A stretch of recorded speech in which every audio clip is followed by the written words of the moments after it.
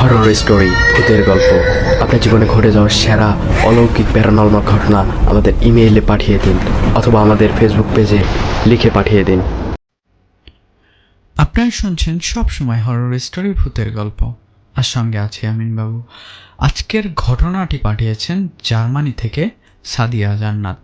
তার যে ঘটনাটি রেকর্ড করে পাঠিয়েছেন সেটি আপনাদের শোনাবো আজকে।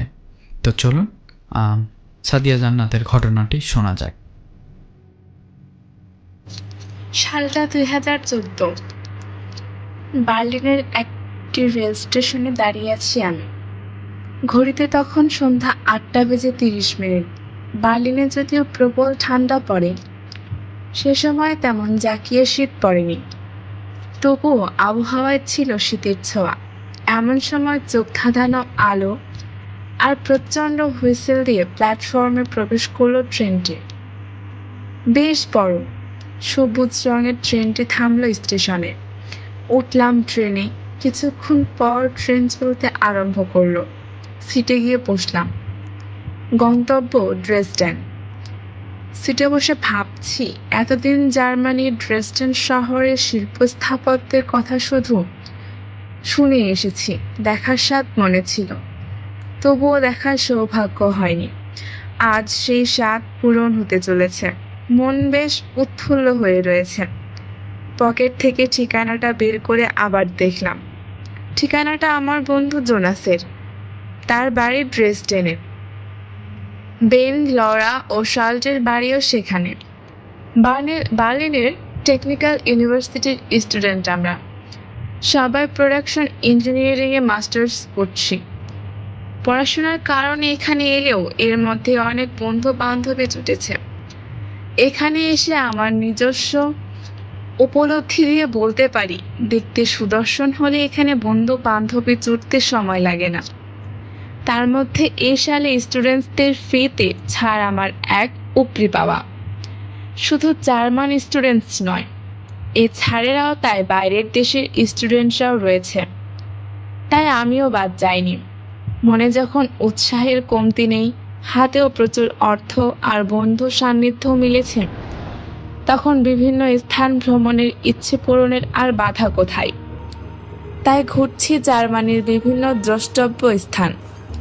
এরই মধ্যে হেসেলবার্গ কাসেল, রুগেন আইল্যান্ড ঘুরে দেখা শেষ। পরবর্তী গন্তব্য ড্রেসডেন, আমার স্বপ্ন নগরী।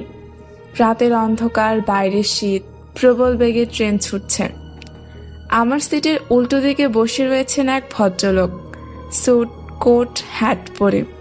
লোকটিকে দেখে রাশিয়ান মনে হচ্ছে। যে কথা বলা আমার স্বভাব নয়, তাই কথা না বলেই চলছি আমরা। কামরায় উঠে মোটামুটি সবকিছু দেখে নিয়েছি। সে কামরাতে শুধুমাত্র আমরা দুজন ছিলাম। গোয়েন্দা কাহিনী পড়তে গিয়ে গোয়েন্দা না হলেও বেশ একটা গোয়েন্দা সুলভ মনোভাব হয়েছে। এখন কারো দিকে তাকালে খুঁটিয়ে দেখে নিমেষে তাকে জরিপ করে নিই, যেন শার্লক হোমস আমি। আমার পরবর্তী কেসটিতে তথ্যগুলো কাজে লাগবে। যাই হোক, ট্রেন ছুটে চলেছে রাইন নদী পেরিয়ে। রেল লাইনের দুধারে ফার্ন গাছের ঝোপ, ছোট ছোট হলুদ আর তুতে রঙের ফুল গাছদের ছাড়িয়ে দুপাশে সারি সারি পাইন, প্রুশ, ফার গাছেদের ভেতর দিয়ে। যদিও বাইরের অন্ধকারে কিছুই দৃশ্যমান নয়, তবুও কখনো অল্প আলো কোথা থেকে এসে পড়ায় আলো আধারের আবছায়াতে তাদের অস্তিত্বকে অনুভব করতে করতে চলেছি। কতটা সময় এভাবে অতিক্রান্ত হয়ে গেছে সে খেয়াল নেই।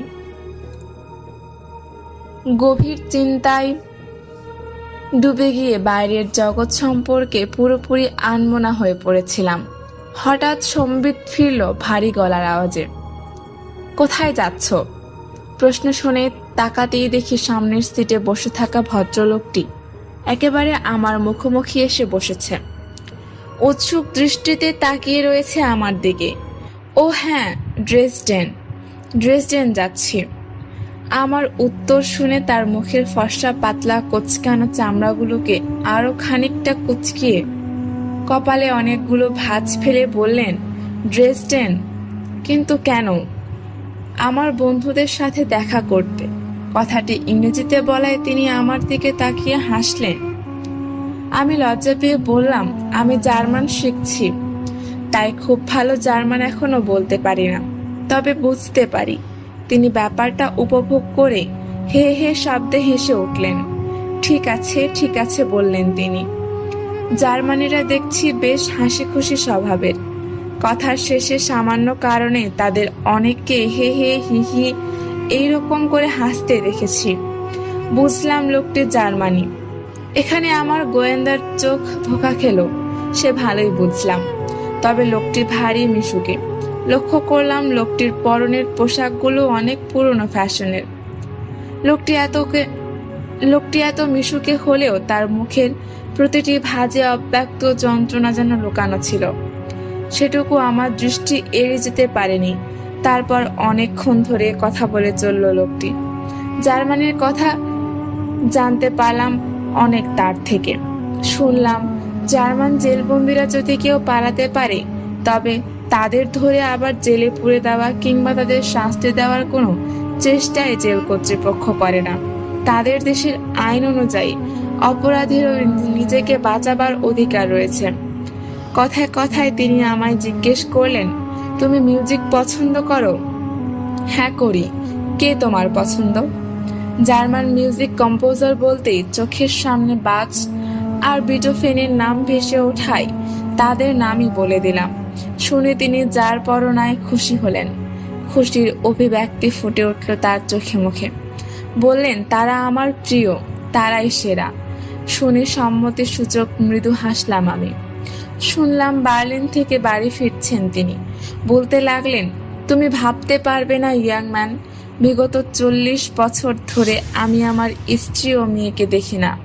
হায় ভগবান জানেন তারা কেমন আছে। তিনি আবারও বললেন, দ্বিতীয় বিশ্বযুদ্ধের সময় আমি সেনাবাহিনীতে ছিলাম। তারপর তার কথাগুলো শুনে কেমন যেন রহস্যজনক মনে হলো।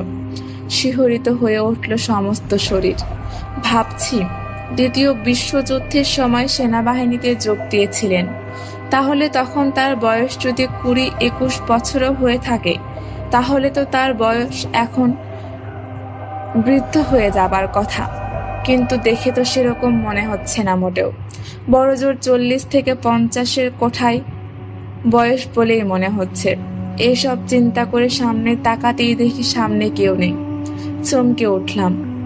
এইমাত্র তো কথা বলছিলেন, কোথায় গেলেন তিনি? তবে কি? ভয়ে সারা শরীর শিহরিত হয়ে উঠল।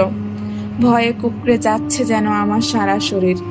মুখ দিয়ে আওয়াজ করার শক্তিটুকুও নেই যে চিৎকার করব। খুব জোরে ঢিপ ঢিপ করছে বুকের ভিতর। প্রচণ্ড শীত যেন থাবা বসিয়ে হাত পা আড়ষ্ট করে দিল। হঠাৎ প্রচণ্ড ঝাঁকুনিতে দুলে উঠল ট্রেন। সমস্ত কামরা জুড়ে নিকষ কালো অন্ধকারে ছেয়ে গেল। দিক বিদিক শূন্য মনে হলো। সমস্ত কিছু ছিন্ন ভিন্ন হয়ে যাওয়ার মতো প্রচণ্ড আওয়াজ হলো। চারপাশে প্রবল আর্তচিৎকার শুনতে পেলাম। সবকিছু যেন নিমেষে দুমড়ে মুচড়ে তালগোল পাকিয়ে গেল। মাথায় অসহ্য যন্ত্রণা অনুভব করতে লাগলো। তারপর আর কিছু মনে নেই। জ্ঞান ফিরতেই দেখি বার্লিন হাসপাতালের বেডে শুয়ে আছি। আমার বন্ধুরা খবর পেয়ে ততক্ষণে অনেকেই আমায় দেখতে এসেছে। শুনলাম রেস্কিউ করে আনা হয়েছে আমাদের। আমি ছাড়াও আরো কয়েকজন সেই স্টেশনে কোনো ঘোষণা না শুনে ট্রেনটিতে উঠে পড়েছিল। সবাইকে অজ্ঞান অবস্থায় নিয়ে আসা হয়। পরের দিন বার্লিনের সংবাদপত্রগুলিতে শিরোনাম হিসেবে ছাপা হয় এই খবরটি। মৃত্যুমুখ থেকে ফিরল 7 যাত্রী ভুতুড়ে ট্রেন যাত্রায়। পরবর্তীতে গবেষণা চালিয়ে আজও এই রহস্যের কিনারা মেলেনি। শোনা যায় 60-এর দশকে বড় দুর্ঘটনার কবলে পড়েছিল এই ট্রেন। ড্রাইভার সহ যাত্রীরা কেউই আর বেঁচে নেই।